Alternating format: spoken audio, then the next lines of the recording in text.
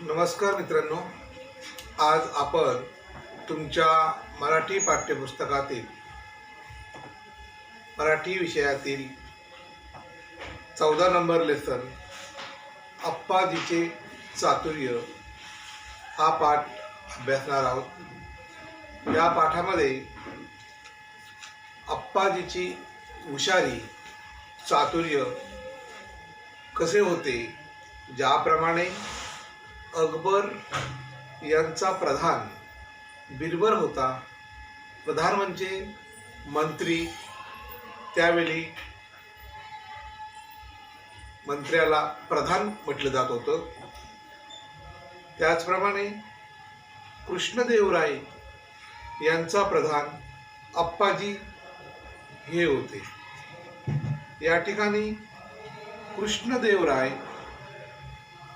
हे विजयनगर या ठिकाणी राज्य करत होते आणि त्यांच्या दरबारात अप्पाजी नावाचे एक चतुर प्रधान होते। त्यांच्या चातुर्याची ही कथा प्रसिद्ध लेखक विलास गीते या पाठाद्वारे सादर करतात। मराठी साहित्यातील कथावाङ्मय हा प्रकार असा चातुर्य कथांनी समृद्ध झालेला आहे। पहा, चातुर्य हे कशा प्रकारे ओळखलं हे आपण या पाठामध्ये अभ्यासणार आहोत। कलिंग राज्याच्या राजाला कृष्णदेवरायांच्या अप्पाजी या चतुर प्रधानाची चतुराई जाणून घ्यायची होती। त्यासाठी त्यांनी 14 कोबीची मागणी केली। त्यावेळी वाहतुकीची जलद साधने नव्हती। त्यांनी कोबी बैलगाडीतून कलिंग देशात पाठवायची तर 3 महिने लागतील। तेथे जाईपर्यंत ती कुजून जाईल व त्या राज्याला वाटले, पण अप्पाजी हे चतुर प्रधान होते। त्यांनी आपल्या अक्कल हुशारीने आपल्या बैलगाडीतच कोबीचे बी पेरून कलिंग देशात जाईपर्यंत कोबी उगवून कलिंग देशाच्या राजाला दिली। या ठिकाणी हे त्यांचे पहिले चातुर्य त्यांनी सांगितलेले आहे। त्यानंतर दुसरे चातुर्य त्यांनी अप्पाजींनी काय सांगितले की त्यांनी एकसारख्या 3 मूर्ती मागून उत्कृष्ट मूर्ती कोणती हे अप्पाजींना ओळखायला सांगितले। या परीक्षेत अप्पाजी आपल्या चतुराईने उत्कृष्ट मूर्ती कोणती ते राजाला कारणासह सांगितले। कलिंग राजा संतुष्ट झाला आणि तो सॅटिस्फाईड झाला। त्यामुळे कलिंग राजा अप्पाजी राजा हे कृष्णदेवरायांचे यांनी अभिनंदन केलेले आहे। या ठिकाणी अप्पाजीचे चातुर्य या पाठात शॉर्टमध्ये काय सांगितलं ते आपण बघितलेलं आहे। आता आपण पुन्हा एकदा पाठाचे वाचन करूया आणि पाठ अभ्यासून घेऊया। पहा, या ठिकाणी खूप जुनी गोष्ट विजयनगरमध्ये तेव्हा कृष्णदेवराय राज्य करत होते। त्यांच्या प्रधानांचे नाव होते अप्पाजी। फार चतुर होते। उत्तरेकडे कलिंग राज्य होते व त्या राज्याच्या राजाला वाटले एकदा आपणही अप्पाजीची चतुराई पाहावी, म्हणून त्याने कृष्णदेवरायांना निरोप पाठविला। तुमच्या राज्यात फार 14 कोबी पिकतात असे मी ऐकले आहे। त्याचा आस्वाद घेण्याची माझी इच्छा आहे। माझ्यासाठी काही कोबी पाठवाल का? पहा, या ठिकाणी कृष्णदेवराय हे विजयनगर त्याच्या साम्राज्यामध्ये राज्य करत होते आणि त्याचा प्रधान अप्पाजी हे खूप हुशार आहेत, चतुर आहेत। याची परीक्षा कोणाला पाहायची होती तर कलिंग राजे यांना पाहायचे होते. आता कलिंग राजे यांना कृष्णदेवराय यांच्या हुशारीची पाहणी करण्याकरता त्यांनी काय सांगितलं होतं ते आपण पाहूया. पहा, उत्तरेकडे कलिंग राज्य होते. त्या राज्याच्या राजाला वाटले अप्पाजीची चतुराई फार मोठी होती, म्हणून त्याने कृष्णदेवरायाला निरोप पाठवला. तुमच्या राज्यात फार चवदार कोबी पिकतात असे मी ऐकले आहे. त्याचा आस्वाद घेण्याची माझी इच्छा आहे. माझ्यासाठी काही कोबी पाठवाल का? पहा, खरोखरच त्या कलिंग राजाला हे माहीत होतं की कोबी या देशात यायला कमीत कमी 3 महिने लागतील आणि 3 महिन्यामध्ये फ्रेश कोबी, कुकुंबर, आपल्याला कॉबेज हे आपल्याला मिळणार नाहीत. आणि खरोखर हा जर हुशार असेल तो आपल्याला फ्रेश कोबेज पाठवते. कलिंग राजाला कोबी पाठवायची कृष्णदेवरायांना इच्छा होती, पण ते पाठवणार कसे? त्या काळी आजच्यासारखी वाहतुकीची जलद साधने नव्हती. बघा, आता तरी आपल्याला ट्रान्सपोर्ट जलद गतीने आहे. बस आहे, ट्रक आहे, याच्या कुरिअर आहे. याच्याद्वारे आपण झटपट ट्रान्सफर करू शकतो. पण त्यावेळी वाहतुकीचे साधन फक्त बैलगाडी ही एकच होती.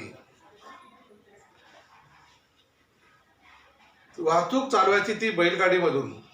बैलगाड्या कलिंग राज्यात पोहोचायला 3 महिने लागत. आपण चांगली ताजी कोबी पाठवली तरी ती कलिंग राज्यात जाईपर्यंत कुजून जातील असे राज्याला वाटले. म्हटलं भाऊ, कुजून जाईल म्हणजे काय? हो, खराब होऊ शकते, बरोबर आहे, असे त्या कलिंग राजाला कॉन्फिडन्स होता. आपली शंका त्यांनी आप्पाजींना सांगितली, प्रधानाला सांगितली. आप्पाजी म्हणाले, त्यात काय अवघड आहे? एका बैलगाडीतून बैलगाडीला बसण्यापुरती जागा सोडून ड्रायव्हर की जगह छोड़ के बाकीच्या जागेत माती भरा व त्या मातीत कोबीचे बी पेरा, कॉबेज का सीड. रोज कोबीच्या रोपांना पाणी देत पुढे जायला गाडीवाल्याला सांगा. गाडी कलिंग राज्यात पोहोचेपर्यंत कोबी तैयार होईल. 3 महीने में वो मट्टी में अगर सीड डाला तो क्या हो सकता है कि वो कोबी मट्टी में बन सकती है, तैयार हो सकती है, और बनने के लिए 3 मंथ कंप्लीट हो जाएगा और फ्रेश कोबी कलिंग राज्य को मिल सकती है. राजाने अप्पाजीच्या सांगण्याप्रमाणे एका गाडीत माती भरून त्यात कोबीच्या बिया पेरून ते कलिंग राज्याकडे रवाना केली. पहा, अप्पाजीने सांगितल्याप्रमाणे त्यांनी ती कोबी कलिंग राज्याकडे रवाना केली. रवाना केली म्हणजे काय केली? पाठविली. गाडीवान प्रवासात रोज कोबीच्या रोपांना पाणी देत असे. देखो, जो ड्राइवर था वो प्लांट था जो कॉबेज का, वो उसको रोज क्या पानी देता था. 3 महीन्यांनी ती बैलगाडी कलिंग राज्यात पोहोचली. 3 महीने के बाद वो पहला डिस्टेंस था तो 3 मंथ लगेगा. आफ्टर 3 मंथ वो कलिंग राज्य में बैलगाडी पहुंच गई. कलिंग राजाला ताजी कोबी मिळाली. त्याला आनंद वाटला. अप्पाजीचे कौतुकही वाटले. पहा, अप्पाजी प्रधानाचं कौतुक वाटलं की खरोखरच हा अप्पाजी नावाचा प्रधान हुशार आहे, चतुर आहे असं त्यांना समजलं. अप्पाजीची आणखी एक परीक्षा. देखो, सच एक्टिव है क्या, क्लेवर है क्या, ये देखने के लिए फिर से क्या किया, उसने सेकंड एग्जाम देने के लिए क्वेश्चन स्टार्ट किया. अप्पाजीने आणखी एक परीक्षा घ्यावी असे कलिंगच्या राजाला वाटले. त्याने एकसारख्या दिसणाऱ्या 3 मूर्ती मागवल्या व ते म्हणाले, या 3ही मूर्ती दिसायला सारख्या असल्या तरी यात एक मूर्ती निकृष्ट, दुसरी मध्यम दर्जाची आहे, तिसरी उत्कृष्ट आहे. या सारख्या दिसणाऱ्या 3 मूर्तीमधील उत्कृष्ट कोणती ते सांगा. पहा, या ठिकाणी त्याने काय सांगितलं, ये जो 3 स्टैचू है, सेम स्टैचू है. इसमें फर्स्ट एक है वो लोअर है, जो सेकंड मीडियम है और थर्ड वाला बेस्ट है. निकृष्ट, मध्यम आणि उत्कृष्ट याच्यामध्ये उत्कृष्ट कोणता म्हणजे बेस्ट स्टॅच्यू कोणसा आहे वो पहचान कर दिखाओ. त्याच्यामधील फरक इतर कोणालाही ओळखता येईना. अप्पाजी म्हणाले, मी सांगतो फरक. ये तीनों स्टैचू में से अप्पाजी जो प्रधान थे, ब्रिलियंट थे, वो बोलते हैं मैं बता रहा इसमें क्या डिफरेंस है. त्यांनी एक लवचिक तार घेतली, ती एका मूर्तीच्या कानात घातली. देखो, उसने एक तार रहती है, वो ऐसा बेल होती थी, और त्यांनी एका मूर्तीच्या कानामध्ये घातली. तेथून ती तार मूर्तीच्या तोंडातून बाहेर आली. मतलब ईयर में से निकाला, वो उसके मुंह से वो स्टैचू में से तार बाहर आ गई, बाहर पडली. अप्पाजी म्हणाले, ती निकृष्ट मूर्ति है. देखो, उसका कहने का मतलब का इसमें जो पहले सुनता है अफवाह है, जो वो और न देखते हो दूसरे को बोलने लगता है, इधर इधर ऐसा ऐसा हो गया. कोई कोई इंसान को ऐसे आदत रहती है, क्या अरे ये जगह ऐसा ऐसा हो गया है, खाली सुनेगा तो दूसरे को जाके तुरंत बताएगा. नंतर अप्पाजींनी तर ती तार दुसऱ्या मूर्तीच्या कानात घातली व ती तार मूर्तीच्या दुसऱ्या कानातून बाहेर पडली. अप्पाजी म्हणाले, ही मध्यम दर्जाची आहे, ये मीडियम स्टैचू है. एक ईयर में से निकाला तार, दूसरे ईयर में से बाहर आ गई. तो इसका मतलब उसने बता दिया, एक तार दुसऱ्या कानातून बाहेर आली म्हणजे अफवा ऐकून ती सोडून दिली. या से सुना और या से छोड़ दिया, किसी को बताया नहीं. मतलब वो मीडियम स्टैचू था. म्हणजे काही करणार काय समजते की ऐकून घेणार पण कोणालाही सांगणार नाही. त्याच्यानंतर अप्पाजीने कलिंग राजाला त्याच्या प्रश्नाचे उत्तर तिसऱ्या मूर्तीवर अप्पाजीने हाच प्रयोग केला. अभी थर्ड स्टॅच्यू में त्या मूर्तीच्या कानात घातलेली तार तिच्या तोंडातून दुसऱ्या कानातून कुठूनही बाहेर पडली नाही. अप्पाजी म्हणाले, ही उत्कृष्ट मूर्ति. ओए, बेस्ट स्टैचू कौन सा है? इसमें से जो कान डाला, तार डाली थी, वो इधर से भी नहीं आई और इधर से भी नहीं आई. इसका मतलब है कि तोंडातून व कानातून बाहेर नाही निघाली, म्हणजेच की कोणालाही सांगितलंही नाही आणि ते सोडलंही नाही. म्हणजे आपली अफवा, चुकीची बातमी न पाहता दुसऱ्यांना हे सांगायची नाही.